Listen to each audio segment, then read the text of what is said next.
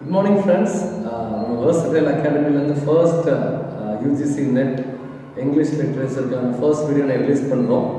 அந்த வீடியோ உங்களுக்கு ரொம்ப பிடிச்சிருந்ததுன்னா லைக் பண்ணுங்க, ஷேர் பண்ணுங்க, கமெண்ட் பண்ணுங்க, குறிப்பா சப்ஸ்கிரைப் பண்ணுங்க. ஸோ உங்களுடைய சப்போர்ட் நம்முடைய வீடியோக்கு தான் தேவை. ஸோ நம்ம எப்படி இந்த கோர்ஸை பிரிக்கிறோம் அப்படின்னா ஏஜ் ஆஃப் சாசர்லேருந்து ஆரம்பிக்கும். சாசர்லேருந்து ஷேக்ஸ்பியர்.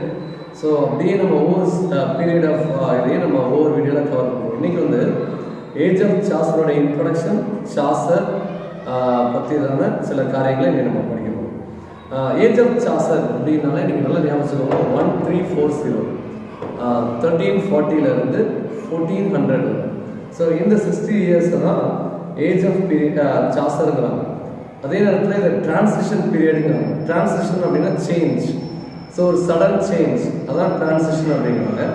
ஸோ இந்த இடத்துல என்னென்ன சேஞ்சஸ் ஏற்படுது, ரிமார்க்கபிள் சேஞ்சஸ் ஏற்படுது. லிட்ரேச்சரே, இங்கிலீஷே இந்த இடத்துல தான் வளர ஆரம்பிக்குது. சாசருக்கு முன்னாடி ஃப்ரெஞ்சு தான் number 1 language. So after the Chaucer English become number 1 language. இந்த இங்கிலீஷ் யூனிவர்சல் லாங்குவேஜாக இருக்குன்னா அதுக்கு மூல காரணமே சாசர். ஸோ இந்த பீரியடில் நடந்த முக்கியமான விஷயம் என்னென்னு பார்த்தீங்கன்னா 100 years war between England and France. So அந்த டைமில் இங்கிலாந்து ஒரு பெரிய நேஷனாக இல்லாத நேரம். ஃப்ரான்ஸ் கையில் தான் எல்லாமே இருந்தது. But so after the 100 years வார் இந்த கான்சிக்வன்ஸ் ரிசல்ட் என்னாச்சுன்னா இங்கிலாண்டை ஒரு பெரிய நாடாக மாற்றிச்சது. ஸோ பெசன்ட் ரிவோல்ட் 1381 இந்த இயரில் மறந்துடாங்க. குறிப்பாக இயர் ரொம்ப முக்கியம். ஸோ ஃபர்ஸ்ட் நான் ஒரு 100 years வார்ஸை பற்றி கொஞ்சம் எக்ஸ்பிளைன் பண்ணிடுறேன். ஸோ 1337 ஆரம்பிக்கிறேன் இந்த வார். ஸோ 100 years கண்டினியூஸாக இருக்குது. இது என்னென்னா dynastic struggle for French throne. So இங்கிலாண்டும் ஃப்ரான்ஸும் ஸோ மாறி மாறி ஆட்சி மாற்றங்கள் நடந்துட்டு இருக்குது. ஸோ தே ஹேவ் அ ரொம்ப க்ளோஸ் ரிலேஷன்ஷிப். ஸோ இந்த டைனாஸ்டிக் ஸ்ட்ரகிள் தான் இந்த 100 years வார்ஸ். ஸோ ஃபர்ஸ்ட் இது 3 பிரிக்கலாம். எட்வர்டியன் எரா, கேரோலினா எரா, லான்செஸ்டரியன் வார் அப்படின்னு 3 பிரிக்கிறேன். ஸோ அதில் அந்த ஃபர்ஸ்ட் ஃபேஸ் 1337 1360. ஸோ கிட்டத்தட்ட கரெக்டாக ஒரு 23 வருடங்கள். ஸோ அந்த நேரத்தில் என்ன நடக்குன்னா ட்ரீட்டி ஆஃப் பிரெட்டிக்னி அப்படிங்கிறாங்க, BRETIGNY. ஸோ அந்த ட்ரீட்டியில் அந்த எரா முடியுது. அதுக்கப்புறம் கேரோலினா எரா ஆரம்பிக்குது. சார்ல்ஸ் 4 அப்படிங்கிற வராரு, 5 வராரு. லான்செஸ்டியன் வார் அப்படின்னு சொல்லி இதில் தான் கடைசியில் யார் ஜெயிக்கிறாங்கன்னா ஃப்ரான்ஸ் ஜெயிக்கிறாங்க. ஆனால் ஃப்ரான்ஸ் ஜெயித்தாலும் இங்கிலீஷ் பீப்புளுடைய மனசில் ஒரு கான்ஃபிடென்ட் கிடைக்குது. ஸோ நம்மளால் ஜெயிக்க முடியும், யாருனாலும் கூட யார் கூடாலும் போராட முடியும் அப்படிங்கிற எண்ணம் கிடைக்குது. ஸோ இதுதான் இங்கிலாந்து இன்றைக்கும் நம்பர் 1 வேர்ல்டை கான்ஃபர் பண்ணுறதுக்கு மூல காரணம். பிளாக் டெத் இது ரொம்ப முக்கியமான ஒரு விஷயம்.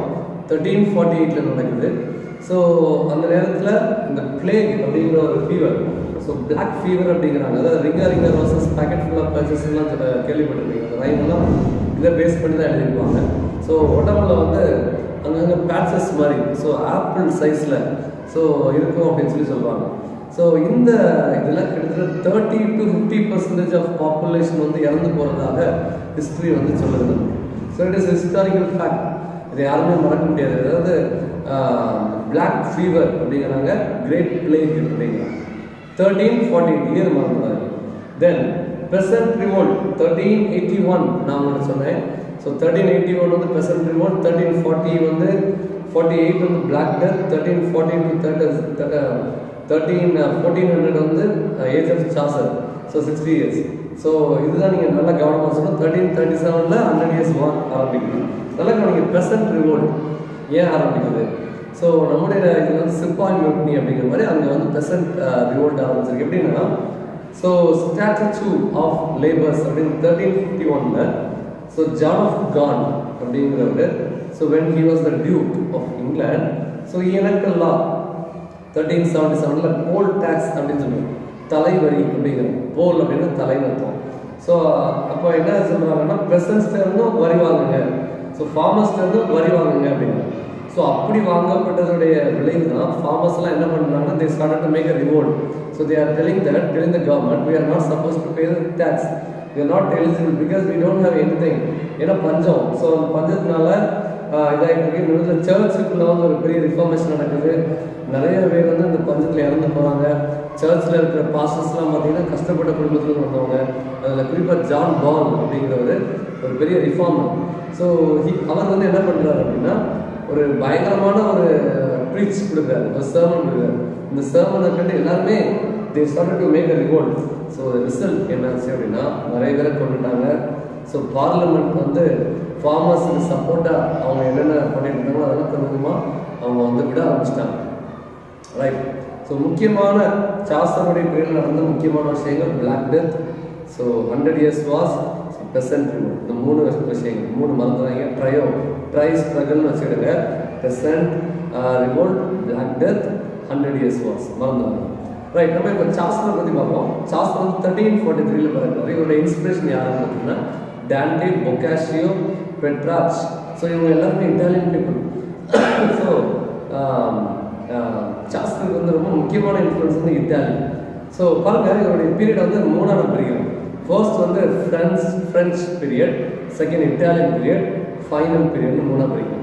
ஃப்ரெஞ்ச் அப்படின்னு ஏன்னு சொல்கிறோம்னா சாஸ்டர் வந்து ஃப்ரான்ஸ் வந்து ரொம்ப டாமினேட், அவருடைய மைண்டில் டாமினன்ட் கேரக்டர் வந்து ஃப்ரான்ஸ் பீப்புள்.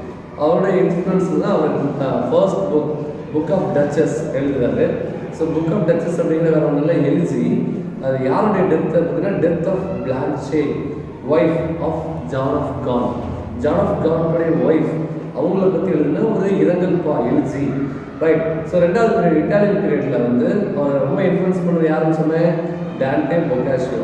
ஸோ இவங்களுடைய இன்ஃப்ளூயன்ஸில் அவர் எழுதின ஃபர்ஸ்ட் ஒர்க் தான் என்னென்னா House of Fame, Fall of Troy, Parliament of Fools. So இந்த 3 ஒர்க் வந்து அடுத்தது எழுதுறாரு. லாஸ்ட் பீரியட், ஸோ என்னைக்குமே ஷேக்ஸ்பியர் எடுத்துருங்க, எந்த ஆத்தர் எடுத்துருங்க, அவங்களுடைய லாஸ்ட் பீரியட் வந்து it is called matured period one. So they are இந்த height of the climax. So they are writing, the style, tone எல்லாமே மாறி இருக்கும். ஸோ அப்படி அவர் எழுதுனது தான் legend of good women. So இது என்னன்னா it's a biography of famous women women people, so women leaders. So இவங்களை பற்றின ஒரு தொகுப்பு தான் legend of good women.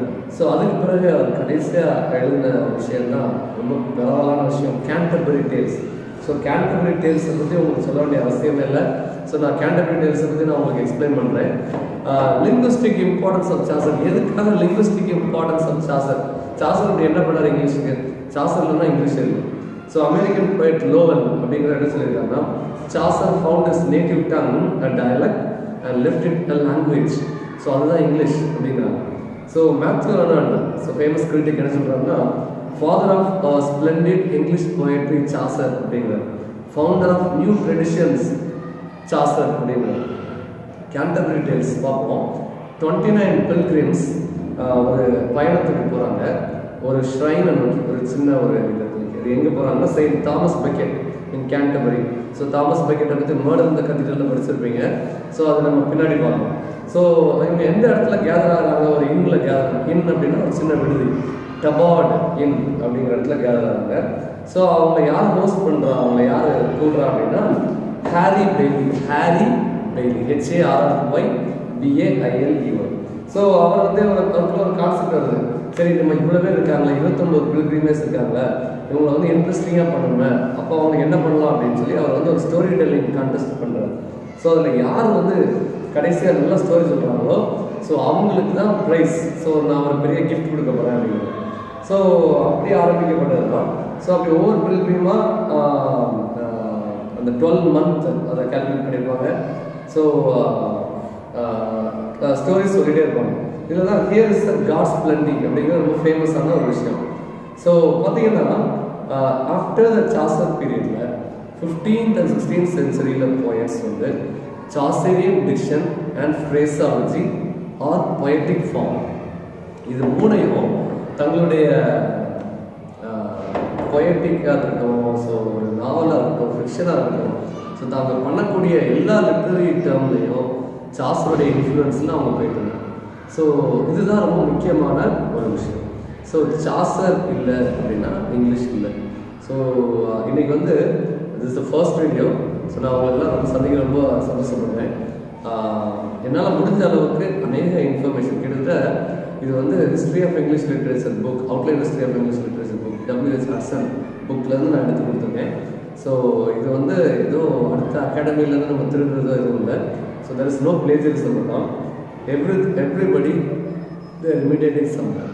So மியூசிக்காக இருக்கட்டும், ஸோ லிட்ரேச்சராக இருக்கட்டும், ஒரு ட்ராமாவாக இருக்கட்டும், without imitation nobody can serve. But I am also great imitator. But so நம்மளுடைய தமிழ் மக்களுக்கு ஸோ என்னால் முடிஞ்ச ஒரு சின்ன உதவி. So I am not making this video for getting a fame. So I am making this video to make an awareness among our Tamil people. So if you like this video, you share among your friends. எனக்கு தெரியும் அநேக காலேஜில் நான் work பண்ணியிருக்கேன். கல்லூரி மாணவர்கள் நமக்கு தமிழில் யாராவது சொல்லி தர மாட்டாங்களா? நெட் லிட்ரேச்சர் அப்படின்னாலே ஒரு பெரிய பயம் இருக்குது. ஸோ மார்ச் 15 ரெஜிஸ்ட்ரேஷன்ஸ் முடியுது. ஸோ ஜூன் 15 மேலே எக்ஸாம் ஸ்டார்ட் ஆகுது. Online base exam. Paper 1 and paper 2, முன்னாடி பேப்பர் 2 பேப்பர் 3 ரெண்டை கம்பைன் பண்ணி பேப்பர் 2 ஆகியிருக்காங்க. So online based exam. So உங்களுடைய ப்ரெசன்ஸ் ஆஃப் மைண்ட், உங்களுடைய பர்செப்ஷன் எல்லாத்தையும் நீங்கள் மாற்றிட்டீங்க. இன்னும் கரெக்டாக 100 நாள் இருக்குது. இந்த 100 நாளில் நீங்கள் எப்படி ஜெயிக்கலாம் அப்படிங்கிறத நான் ஒவ்வொரு நாளும் உங்களுக்கு சொல்லித்தரேன். ஸோ நம்மளுடைய வீடியோஸ் நீங்கள் ஃபாலோ பண்ணுங்கள், வீடியோஸை டவுன்லோட் பண்ணிக்கோங்க. ஸோ அதில் பாயிண்ட்ஸ் எடுத்துக்கோங்க. எனக்கு என்ன டவுட்னாலும் எனக்கு நீங்கள் கமெண்ட் பண்ணுங்கள். I will definitely clarify you. I have lot of PDF. நீங்கள் உங்களுடைய வாட்ஸ்அப் நம்பரை கொடுத்தீங்கன்னா நாங்கள் ஒரு குரூப் வச்சுருக்கோம். அந்த குரூப்பில் உங்களை இலவசமாகவே உங்களுக்கு வந்து மெட்டீரியல் நாங்கள் அனுப்பித்தரோம். எங்களுடைய மெயின் நோக்கம் ஸோ நம்மளை மாதிரி ஒரு கஷ்டப்பட்டவங்க வந்து ஒரு அரசு உத்தியோகத்துக்கு வரணும் அப்படிங்கிறது தான் எங்களுடைய நோக்கம். கவர்மெண்ட் வந்து எவ்வளோத்துக்கு ரொம்ப க்ரியேட்டிவாக சிலபஸை ஃப்ரேம் பண்ணாலும் அதை தாண்டி நம்மளால் ஜெயிக்க முடியும் அப்படிங்கிற ஒரு சேலஞ்சோடு நான் உங்களோட விடைபெறுறேன். என்னுடைய பேர் Vinod, versatile academy founder. So என்னுடைய வீடியோ பிடிச்சிருந்தா சப்ஸ்கிரைப் பண்ணுங்கள். தேங்க்யூ.